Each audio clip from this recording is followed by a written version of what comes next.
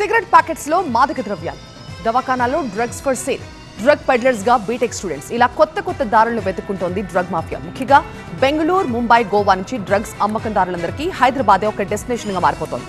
అందుకే new year కి high alert ప్రకటించి ఈ డ్రగ్ ట్రాఫికింగ్ కి అడ్డంగా నిలబడింది ఖాకీ శాఖ.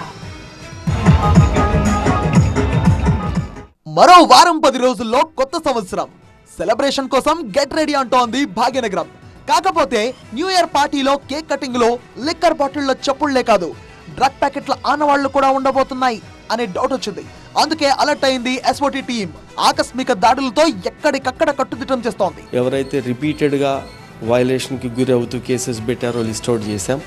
దీంట్లో హైదరాబాద్ సిటీ సిపి గారికి ఒక అథారిటీ ఉంది. ఒక ప్రిమిసెస్ని కంటిన్యూగా కనుక వయలేషన్కి గురి అవుతే దాన్ని సీజ్ చేసే అధికారం ఉంది. ఆ ప్రిమిసెస్ సీజ్ చేసే అధికారాన్ని ఉపయోగించడానికి ఎవరెవరు దీంట్లో ఈ కేటగిరీలో వస్తున్నారో కూడా ఎగ్జామిన్ చేస్తున్నాం.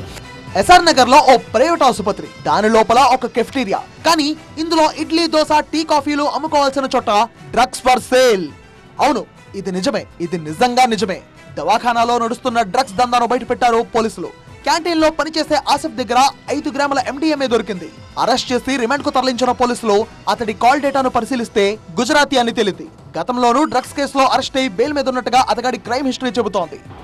ఈగల్ అధికారులు, ఎస్ఆర్ నగర్ పోలీసులు జాయింట్ ఆపరేషన్ లో భాగంగా డ్రగ్స్ విక్రయాలకు పాల్పడుతున్నటువంటి ఆసిఫ్ అనే ఒక వ్యక్తిని అరెస్ట్ చేసి రిమాండ్ తరలించడం జరిగింది. ప్రస్తుతం ఆ నిందితుడు మాత్రం ఏదైతే ఎస్ఆర్ నగర్ పోలీస్ స్టేషన్ పరిధిలో ఉన్నటువంటి ప్రిస్టన్ కేర్ అనే హాస్పిటల్లో కెఫ్టేరియాలో అతను పనిచేస్తూ ఉన్నాడు. అయితే వారం రోజుల క్రితమే అతను ఇక్కడ జాయిన్ అయినట్టుగా తెలుస్తోంది. అయితే ఆసిఫ్ మాత్రం గుజరాత్కు చెందినటువంటి వ్యక్తిగా చెప్తూ ఉన్నారు. అతను ఇటీవల కాలంలోనే హైదరాబాద్కు రావడం జరిగింది. న్యూ ఇయర్ సందర్భంగా పార్టీ కోసం డ్రగ్స్ తీసుకొస్తూ పట్టుబడ్డాడొక ఇంజనీరింగ్ స్టూడెంట్. బెంగళూరు నుండి ట్రావెల్ బస్సులో వస్తూ మాధాపూర్ ఎస్ఓటీ పోలీసుల తనిఖీకి దొరికాడు. సిగరెట్ బాక్స్ లో రహస్యంగా దాచిన 6 గ్రాముల MDMAను స్వాధీనం చేసుకున్నారు.